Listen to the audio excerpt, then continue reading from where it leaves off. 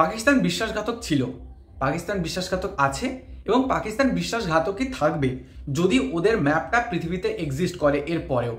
কারণ একটা এমন জঘন্য কাজ ওরা করলো কালকে, যেটার পরে ওদের আর কোনো ক্ষমা করা উচিত না।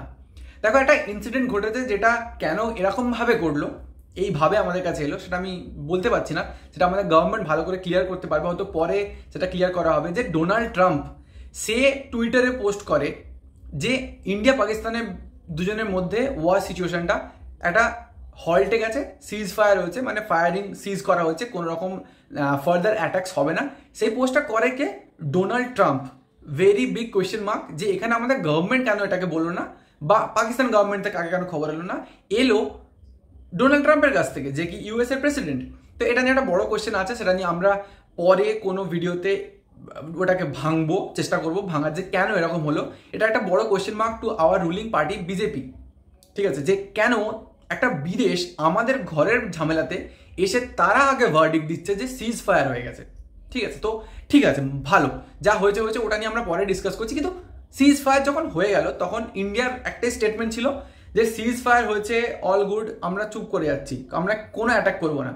কিন্তু যদি ফার্দার কোনো রকম ভুল ভ্রান্তি বা কোনো রকম ভুল কাজ পাকিস্তান ইনিশিয়েট করে, তাহলে কিন্তু ওটাকে আমরা অ্যাক্ট অফ ওয়ার বলেই ধরে নেবো বা ঘোষণা করে রাখলাম।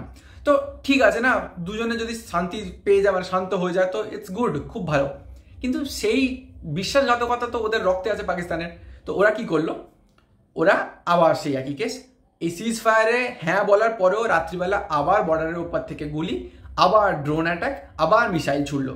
যদিও প্রত্যেকটাকেই খুব ইজিলি নিউট্রালাইজ করে দেওয়া হচ্ছে, কোনো ক্ষয়ক্ষতি হয়নি ইন্ডিয়াতে, কিন্তু করলো। সেটা করে ওরা কি করলো? আলটিমেটলি ওরা বোঝাতে চাইছে যে না, আমরা যুদ্ধে এখনো জারি আছি, আমরা যুদ্ধ করব। এবার দেখো, প্রথম কথা হচ্ছে এখনো অবধি ওরা ইন্ডিয়ার টিকিও নাড়াতে পারেনি, কিচ্ছু করতে পারেনি, উল্টে ওদের সব নষ্ট হয়েছে। আর ওদের রিসোর্সেস খুব বেশি হলে কত, এক মাস চলবে ওদের রিসোর্সেস, যেভাবে ইন্ডিয়া ওদেরকে ধরে মানে গ্রিপ করে রেখেছে, ওদেরকে চারিদিক থেকে ঘিরে রেখেছে। তো দেখো, এই যে সিচুয়েশনটা এখন তৈরি হয়ে আছে, ইন্ডিয়া চাইলে ওদের টুটিটা না, গলাটা টুটিটা চেপে ধরে যে কোনো মুহূর্তে ওদের শেষ করে দিতে পারে।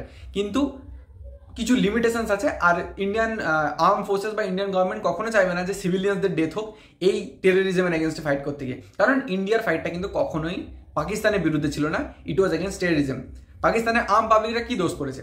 হ্যাঁ, তবে এখানে বলতে পারো যে যখন 22শে এপ্রিল আমাদের এখানে ঘটনাটা ঘটেছিল, তখন পাকিস্তানের আর্ম পাবলিক কোনো কথা বলেনি, চুপচাপ বসেছিল। কিন্তু আজকে যে ইন্ডিয়া ওদের দুটো এয়ারওয়েজ গিয়ে ধ্বংস করে দিয়েছে, তখন ওদের বলছে এটা ঠিক হচ্ছে না, we want piece and all those stuffs. তো পাকিস্তানিজ ওরাও তো ওদের দেশের যা চলছে তার সাথে মিশে যাচ্ছে না ব্যাপারটা।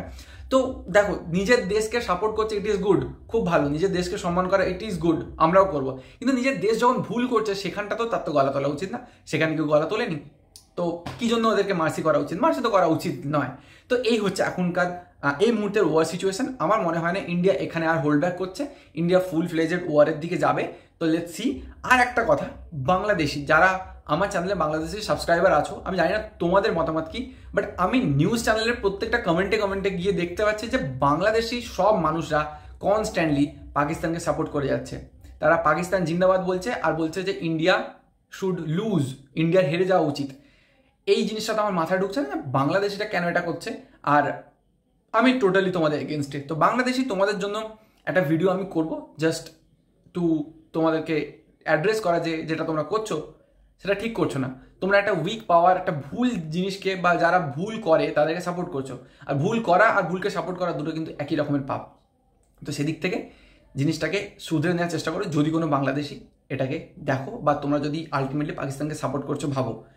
অ্যান্ড যদি কেউ ওপেন ডিবেটে আসতে চায়, ইউ আর ওয়েলকামড, এসো, আমি তো আছি ডিবেট করার জন্য। তোমার পাকিস্তানের প্রতি যে ভালোবাসা জন্মাচ্ছে সেটাকে ভেঙে দেওয়ার জন্য উই আর হেয়ার। আমি একা না, সবাই আছে, সব ভারতীয়রা আছে। চলো, দ্যাটস ইট, এইটুকুই বলা ছিল আজকের এই ভিডিওতে। পরে ভিডিওতে দেখা হচ্ছে। আরও অনেক কিছু ডিসকাস করা আছে এই ওয়ার নিয়ে, যেমন ডোনাল্ড ট্রাম্পের ব্যাপারটা, বাংলাদেশিদের ব্যাপারটা। তো that's it for this video, by.